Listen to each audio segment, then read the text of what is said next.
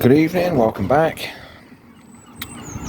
So I'm doing it outside again just because you see the pigeons out and doing their thing. So we've got babies in there, a few chipped out yesterday, a few more today.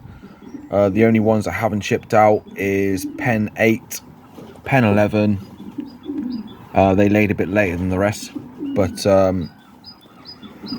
they're all doing pretty well. I mean, the only cock that's being a nuisance is pen 12.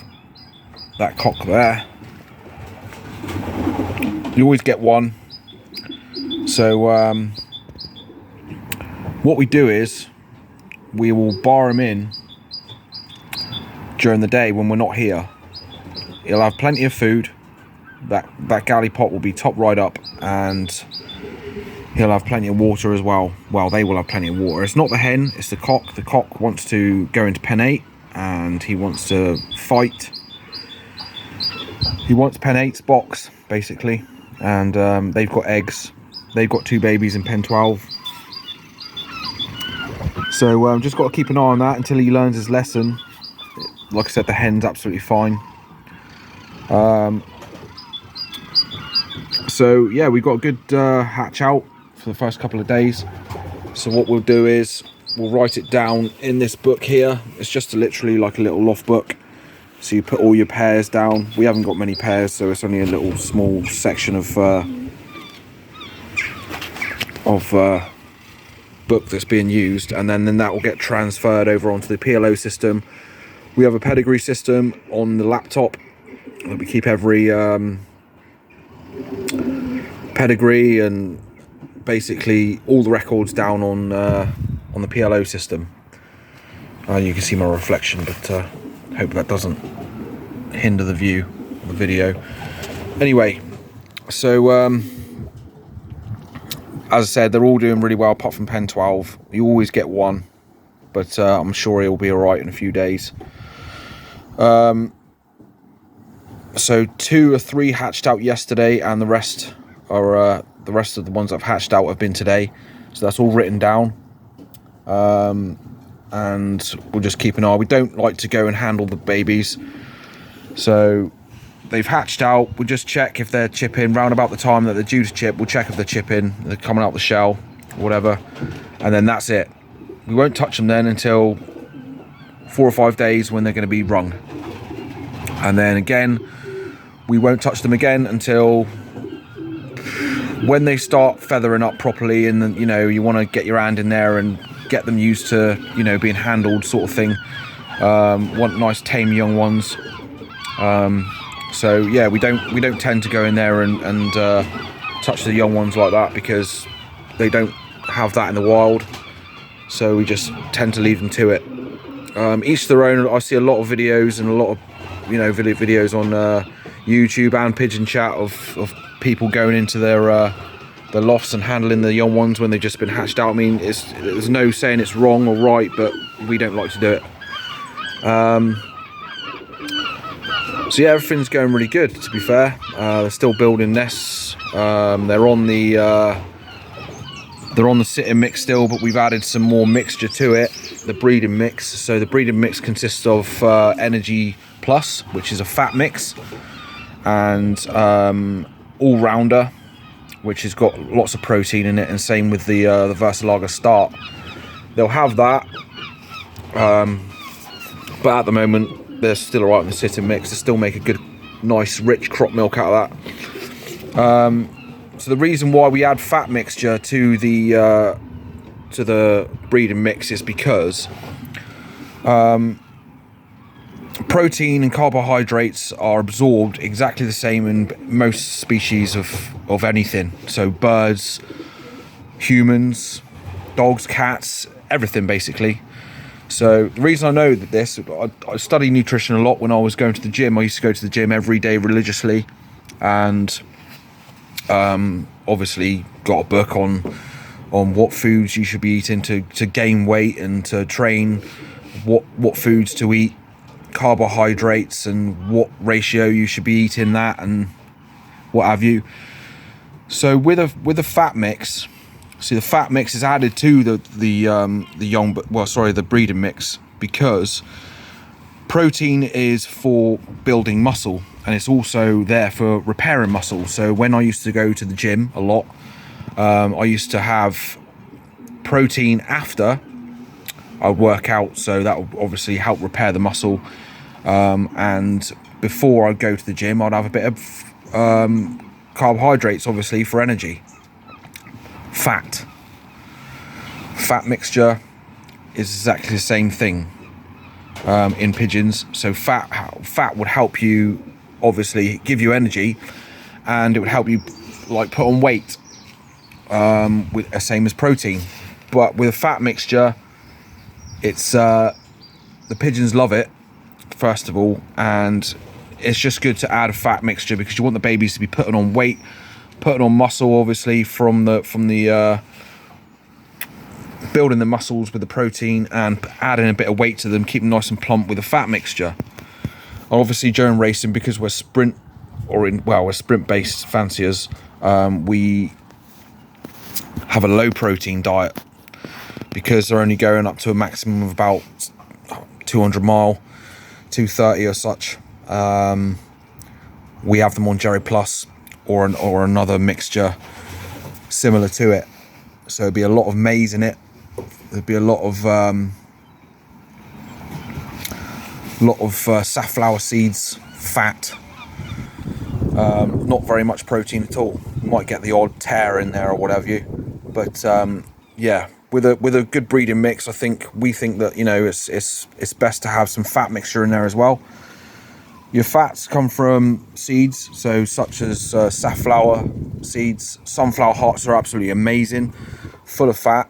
Rapeseed, any oily seed will be fatty, but your beans, your peas, protein. Whether you're racing your carbs, your sugars, your barley, your maize, your dari, your paddy rice, everything like that. It's all cereal based. But that's for racing. Obviously breeding, it's more in protein and fat enriched mix. But obviously you have to exercise to put that on, so the young ones will then have that when they transfer to the young bird loft. They'll have a good base of what they've been reared on to then, you know, put the muscle on and become good strong young ones. So that's pretty much it. I mean, that's what we do. I'm not saying it's right or wrong, but like I said, I've studied nutrition before, and it's no different really to humans or any other sort of animal. Protein and carbs, fats, all work in the same sort of way. So like I said, I'll do another video soon. Once we've rung them, when they start feathering up, we'll start putting our hands in the box and checking them out. So subscribe if you haven't already, because the videos will be coming more regular this year. I'll try and do as many as I can. Surpassed 1,000 subscribers now. I think we've been doing the channel now since 2018. So obviously you're gonna have more subscribers the more videos you do. So please subscribe if you haven't already. There's a lot of subscribers that still watch. There's a handful that have been there since day one. Ham's Flight Kitbox. He's over in America. All the USA lads. Tipplerman 266, Adrian P, Red Star Lofts. There's a few of you lads over in the UK as well. We got Skyscraper Lofts. There's a few of you. There's a guy in my club, John Angwin. He's got his own channel. So I think the more pigeon content we see on YouTube, the better, because it promotes the sport a little bit. You know, people will see the videos and be like, oh, I want to start pigeons. There's not a lot of pigeon fanciers left where we are in part of the UK. It's more up country is more solid with the pigeon fanciers now. There used to be an Arctic lorry coming to pick our pigeons up. 2,000 or 3,000 birds going in the late 70s and the 80s, but now we got a full capacity at 1,300, and that doesn't go every week at all. Not that birdage. it's a shame really, because pigeon racing is a great sport and it needs promoting for sure. And obviously the more people that get into it, the better. I'm 38 years old this year, and I'm probably one of the youngest members in the combine. I got my father to thank for having pigeons, because if it wasn't for my dad, I wouldn't have been into pigeons. Even though my family members race pigeons, it's been in the keeping poultry and pigeons and birds has been in the family for decades and decades and decades. But yes, as I said, if it weren't for my dad, I would not be racing pigeons. And it should be like that all over the country, really. It should be, you know, brought on to that your sons or your daughters even. My son is not really, he used to be when he was younger, he was well into coming and seeing the babies and such, but technology is advanced, there's more computer games out there, and kids just want to play that instead of going into a loft and scraping out and, you know, helping out with the pigeons. It's a shame, it really is. I grew up on a council estate. My father used to race pigeons, my uncle raced pigeons. There was about 7 or 8 fanciers on one estate, and my dad used to tell me some wicked stories back in the day when they used to let them out and the sky was black with birds, black with pigeons, and they always used to have this, you know, unwritten rule, you know, let your birds out when mine are in and such, but it doesn't happen anymore. Like I said, there was 7 fanciers on one estate. There's probably 20 odd members in our town. We're not in the club in our town. There's about 4 fly members in the town's club.